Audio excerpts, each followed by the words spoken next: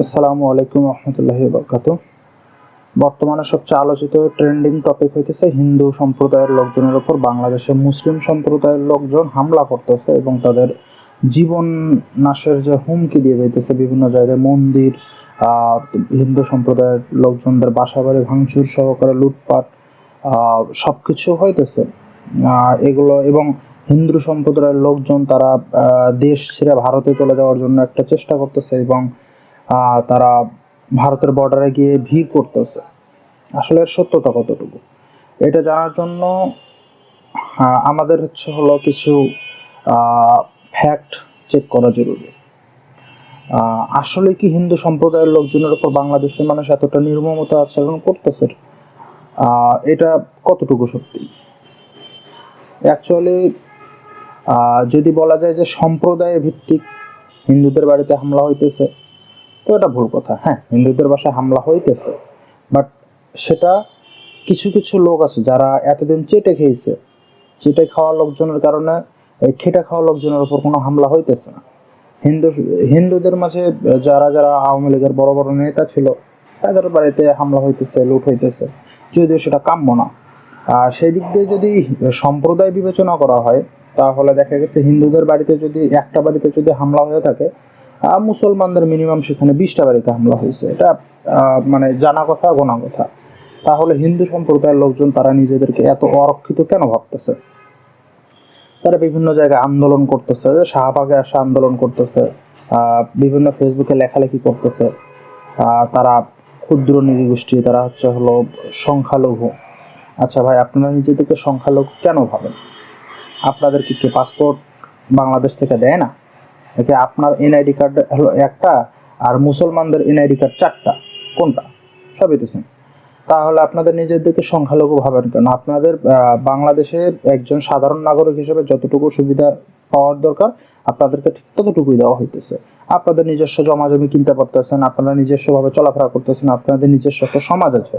তো আপনারা কেন সংখ্যালঘু হবে, বা আপনাদেরকে কেন আলাদা নজরে দেখা হবে? বাংলাদেশে হিন্দু সম্প্রদায়ের লোকজনদেরকে এতটাও খারাপ ভাবে দেখা হয় না। বাংলাদেশ পুরো পৃথিবীর ভিতর একটা দৃষ্টান্ত সৃষ্টিকারী দেশ, যেখানে হিন্দু, মুসলিম, বৌদ্ধ, খ্রিস্টান যারা যারা আছে সবাই মিলে একসঙ্গেই থাকে, কোনো প্রকার ঝামেলা দ্বন্দ্ব ছাড়াই।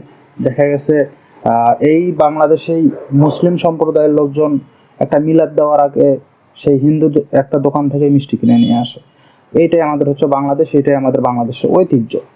তো এখন এটা কেন হইতেছে? এটার পিছনে কারণ কি? এর পিছনে তো অবশ্যই একটা কারণ আছে। এই কারণটা যদি বিশ্লেষণ করা যায় তাহলে কয়েকটা কারণ বের হয়ে আসে। ভারত একটা ব্যাপার আছে, যে ভারতের সরকার প্রধান বা ভারতের লোকজন তারা এই বিষয়টা নিয়ে খুবই পরিমাণে মানে জাগ্রত। তারা বলতে চাইতেছে যে না, হিন্দুদের উপর আক্রমণ হইতেছে, আমরা আমরা কিছুই করতে পারতেছি না, এরকম বিভিন্ন ধরনের কথা হইতেছে।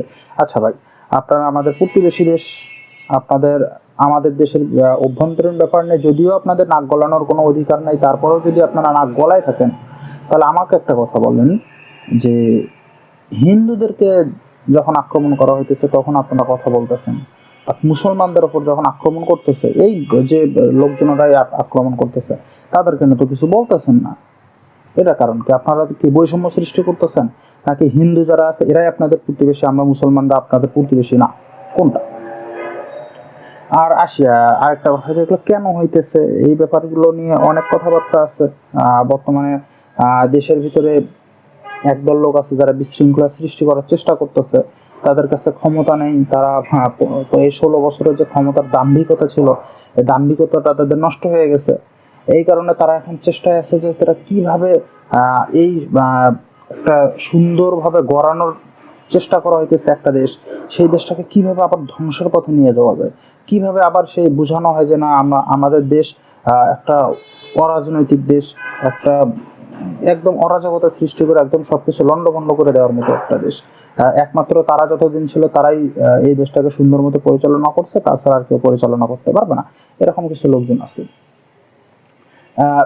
ফেসবুকে বিভিন্ন ধরনের পুরাতন ভিডিও নিয়ে এসে আপলোড দেওয়া হইতেছে, নিয়ে এসে আপলোড দেওয়ার পরে সেগুলো দিয়ে মানুষজনকে বোঝানো হইতেছে যে না, চলতেছে আসলে হিন্দুদের মাঝে আলো দিয়ে চলতেছে, এগুলো ব্যাপার স্যাপার চলতেছে।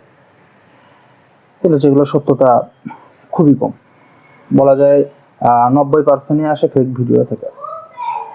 তো এই সকল লোকজন, তোমরা দিনের বেলায় হিন্দু সাজতেছো, রাতের বেলায় আবার ডাকাতি করতেছো, আবার বিভিন্ন জায়গায় লেখালেখি করতেছো, এটা ওটা, স্টুডেন্টের ভালো ভালো কাজগুলো তোমাদের সহ্য হইতেছে না, তোমাদের চাঁদাবাজি বন্ধ হয়ে গেছে, এই জন্য তোমাদের মাথা গরম, খেটা খাওয়ার আর মতো সুযোগ নাই। এই 15 বছরে খাইতে খাইতে তোমাদের চর্বি জমা গেছে, যে না আমরা এখন আর খেটে খেতে পারবো না, আমরা আসলে এইরকম করে আমাদের চলবে। এগুলো বাদ দেন, ভালো হন, সুখে থাকবেন, আল্লাহ হাফেজ।